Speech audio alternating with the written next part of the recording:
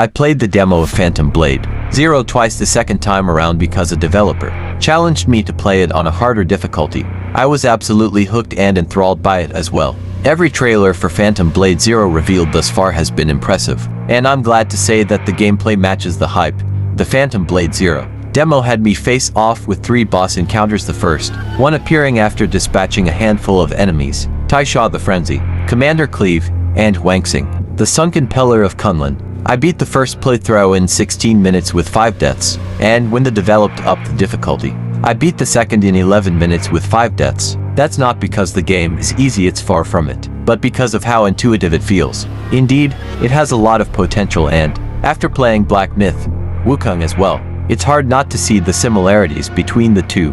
Black Myth, Wukong is more Souls-like in its presentation than Phantom Blade Zero, with the former being more of a hack-and-slash title in combat and Phantom Blade Zero being more character action like Ninja Gaiden or Devil May Cry.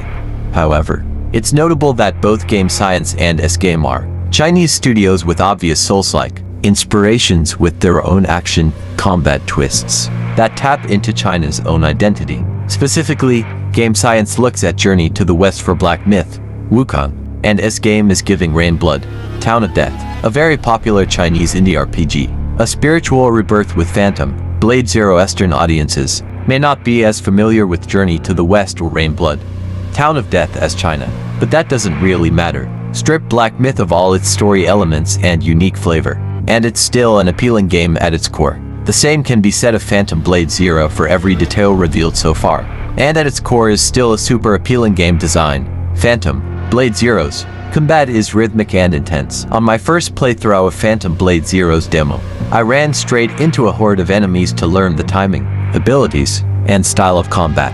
I kept getting hit, blocking, and working my way around them, separating them and drawing them out. I also took out 2 archers that I learned that I could have done soon had I taken the nearby high ground. Either way, it was immediately fun and became immediately impressive with the first boss, Taisha the Frenzy. Blocking, parrying, and dodging are important, and being able to keep up with the rhythm and speed of Phantom Blade Zero's enemies are important. That proved itself in this boss fight, where Taisha rarely let up. Blocking was a last-minute resource when I didn't have the timing, but otherwise, I fell into rhythm and quickly began doing perfect parries and dodges. Doing so allowed me to pop off counterattacks and ghost steps to get behind him, by avoiding damage, breaking his Shai-Chi and forcing him to drop his guard, and following up with a powerful ultimate ability called a Power Surge. We took Taisha down in short order and Commander Cleave followed. Both were challenging. I want to make that clear. I've played a lot of Souls-like and character action games, and each boss tapped into that focus required to do well against any tough enemy. Where it really shines is that each boss telegraphed its moves well, had a clear-cut and fun rhythm to fit into, and required an understanding of its moveset. Each weapon we used, including a heavy weapon and dual blades, felt different, but intuitive to what those weapons are. And combat is so fluid that swapping a weapon restores a player's stamina.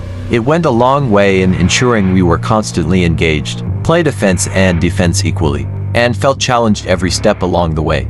Phantom Blade Zero's bosses know how to challenge players. Of course, a little disruption is required to ensure that these systems don't become stale. I obviously can't speak to the full game, but the third boss, Wangxing, was a prime example of this. While his standard attacks felt as fine-tuned as the other bosses, his setup was unique. For example, the combat encounter began with him at the far back of a temple, where he would immediately launch an attack. His animation would play, he'd shoot a ball and chain into the air, and it would come crashing down. We had a few options to stop this, using our ranged Phantom Edge to interrupt his animation, hiding behind a nearby pillar, or getting the timing of a parry right, despite the fact that our only indication was a white light coming through the ceiling.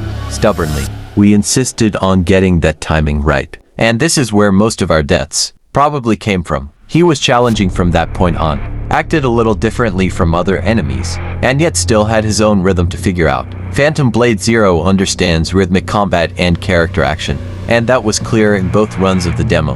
Our time on the hardest difficulty was shorter, because we had learned these rhythms, and it was incredibly rewarding as a result. It's worth mentioning, however, that we didn't find much use for the phantom edges, special usually ranged weapons. We could use the bow to take out enemies from afar or interrupt Wangsing, but they require so much that we found it too disruptive to the experience. Of course, there will be plenty of these in the game, and it'll be interesting to see how they impact builds and how someone approaches the game. The short of our demo is that Phantom Blade Zero isn't just talking the talk with its trailers, it's walking the walk with its gameplay.